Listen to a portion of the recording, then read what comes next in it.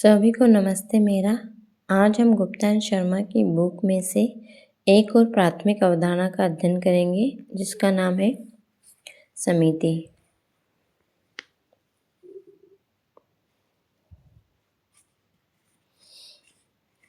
तो पिछले वीडियोस में मैंने समाज और समुदाय के बारे में आप लोगों को बता दिया था। तो समाज और समुदाय के अंतर्गत ही एक संस्था होती है जिसको हम समिति कहते हैं।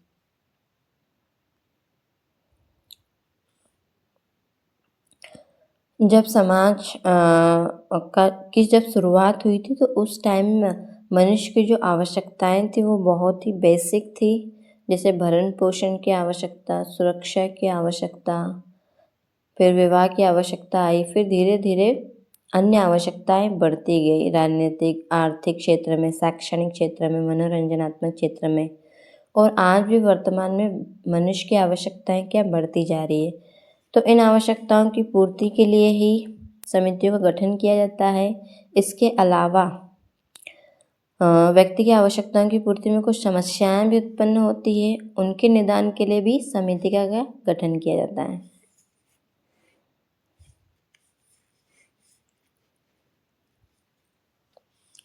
अब हम इसकी परिभाषा और अर्थ देख लेते हैं। तो मैकाइवर पेज क्या बोलते हैं कि समिति मनुष्यों का एक समूह है जिसे किसी सामान्य उद्देश्य या उद्देश्य को प्राप्त करने के लिए संगठित किया जाता है। तो मैकाइवर पेज क्या बोल रहे हैं कि ये एक मनुष्यों का समूह है जिसे किसी सामान्य उद्देश्य की पूर्ति के लिए क्या गठित किया जाता है। तो वही है समिति। सामान्य उद्देश्य कुछ भी हो सकते हैं जिसकी पूर्ति मनुष्य अपने अनौपचारिक संबंध के द्वारा पूर्ण नहीं कर पा रहा है। अर्थात हम शुरुआत में देखें तो मनुष्य में जो समुदाय या समाज में घनिष्ठ अनौपचारिक संबंध है, तो वो अपनी आवश्यकताओं की पूर्ति एक दूसरे पर विश्वास करके कर लिया करते थे। पर जैसे जैसे समाज का विकास होता गया, मनुष्य के जो संबंध है वह औपचारिक होते गए। और फिर दूसरा है कि वह अपनी आवश्यकताओं की पूर्ति अपने विश्वास पात्र सदस्यों से न करके किसी भी एक ऐसी समिति जिससे जो नियमों से संचालित हो, जो संविदा मतलब कॉन्ट्रैक्ट बेस हो, उससे अपनी आवश्यकताओं की पूर्ति करने लग गया। तो इस आधार पर समिति की उत्पत्ति भी हुई है। फिर नेक्स्ट है फेयरचाइल्ड के अनुसार। फेयरचाइल्ड क्या बोलते हैं? समिति एक संगठनात्मक समूह है जिसका निर्माण सामान्य उद्देश्य की पूर्ति के लिए किया गया है और जिसका अपना आत्मनिर्भर प्रशासकीय ढांचा तथा कार्यकर्ता होते हैं। तो यही है कि जो समिति एक संगठनात्मक समूह है। संगठन का मतलब होता है एक ऐसा समूह जहाँ पर किसी उद्देश्य की पूर्ति व्यक्ति मिलजुल कर करते हैं, उसे हम संगठन कहते हैं। तो समिति का क्या आत्मनिर्भर प्रशासनिक ढांचा होता है और कार्यकर्ता होते हैं। जैसे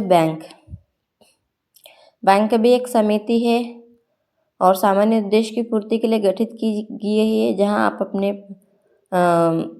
अर्थ यानी पैसों को इन्वेस्ट कर सकते हैं। इन्वेस्ट क्या सेव कर सकते हैं, निकाल सकते हैं। फिर इसके अलावा बैंक आपको लोन सुविधा भी देती है, कुछ LIC पॉलिसीज़ भी होती है। तो ये इस प्रकार से इनके क्या सामान्य उद्देश्य होते हैं। और चूँकि बैंक का भी क्या प्रशासकीय ढांचा और कार्यकर्ता होते हैं। तो ये फेयरचाइल्ड के अनुसार समिति की परिभाषा।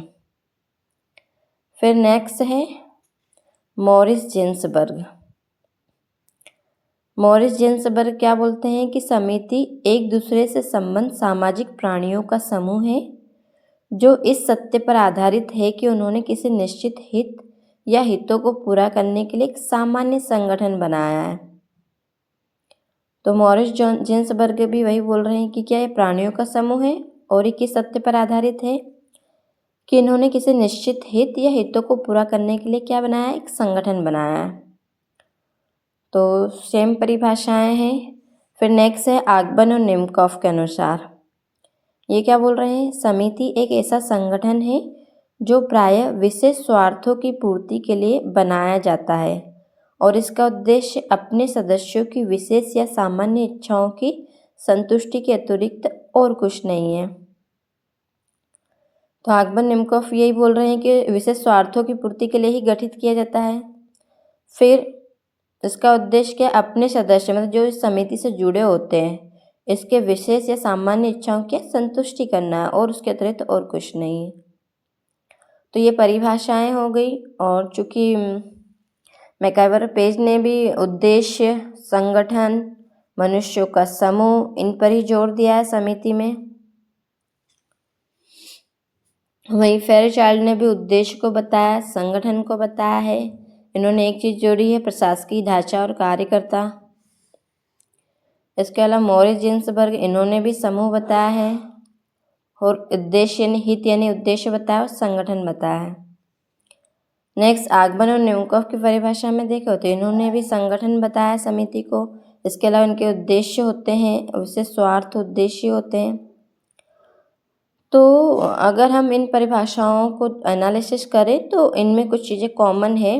संगठन है व्यक्तियों का, उद्देश्य होते हैं उनके, एक प्रशासकीय ढांचा होता है समिति का। और चूँकि समिति कुछ टाइम के लिए निर्मित होती है यानी उद्देश्य की पूर्ति हो जाती है तो समिति भंग या खत्म भी हो जाती है।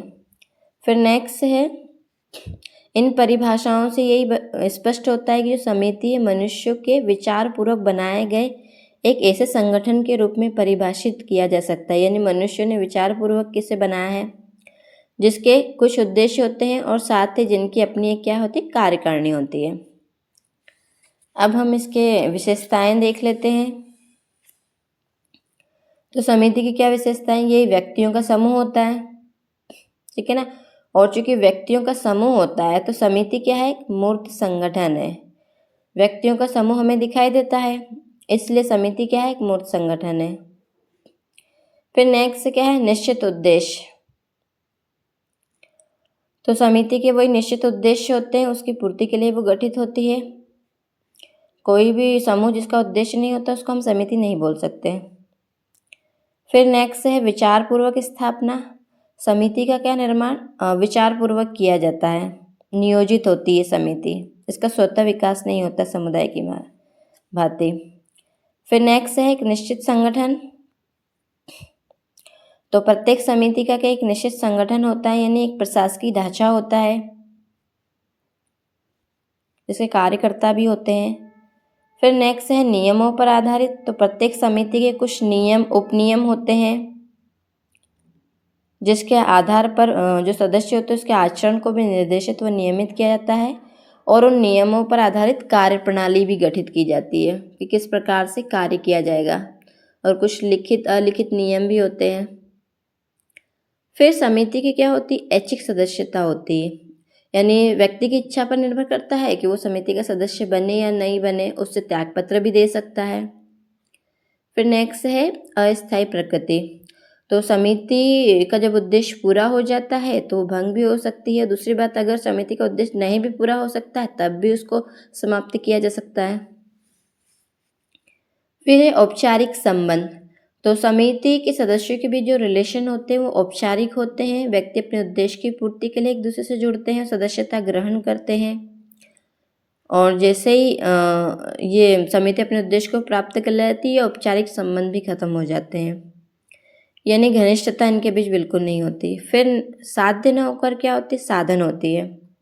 तो समिति में क्या होता है, एक साधन के रूप में है समिति, क्योंकि यह उद्देश्य की पूर्ति करती है तो इसलिए ये क्या है, साधन है।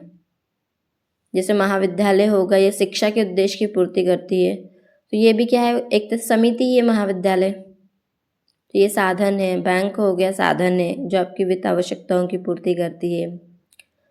इसके अलावा मनोरंजनात्मक संस्थाएं भी रहती है, तो ऐसी विभिन्न संस्थाएं होती है। तो हम कुछ प्रकार देख लेते हैं समिति के। तो ये हमने आपको विभिन्न विशेषताएं बता दी है, व्यक्तियों का समूह, निश्चित उद्देश्य, विचारपूर्वक स्थापना, एक निश्चित संगठन, नियमों पर आधारित, ऐच्छिक सदस्यता, अस्थायी प्रकृति, औपचारिक संबंध, साध्य न होकर साधन। अब है समिति के प्रकार।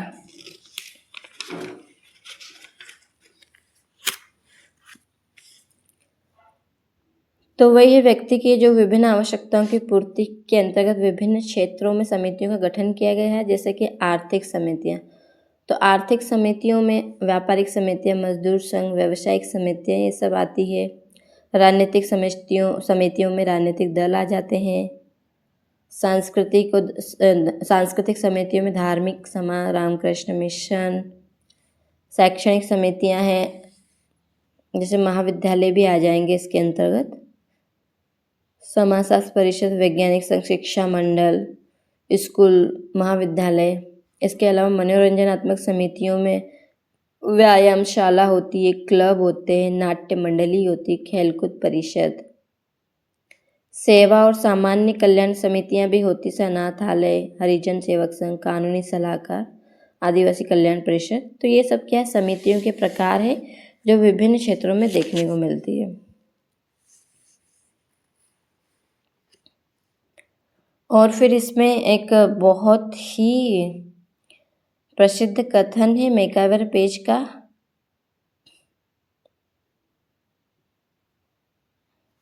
क्या बताया है कि समिति एक समुदाय नहीं है, बल्कि समुदाय के अंतर्गत ही एक संगठन है। ठीक है ना, मतलब समिति को हम समुदाय नहीं कहेंगे, क्योंकि इसमें निश्चित भौगोलिक एरिया भी नहीं होता, और चूँकि समुदाय तो स्थायी भी होता है, समिति तो कुछ टाइम के लिए बनाई जाती है।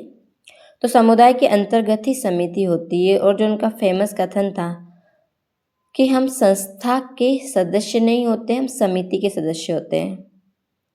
मतलब व्यक्ति समिति का सदस्य होता है, संस्था का नहीं होता है। आई होप आपको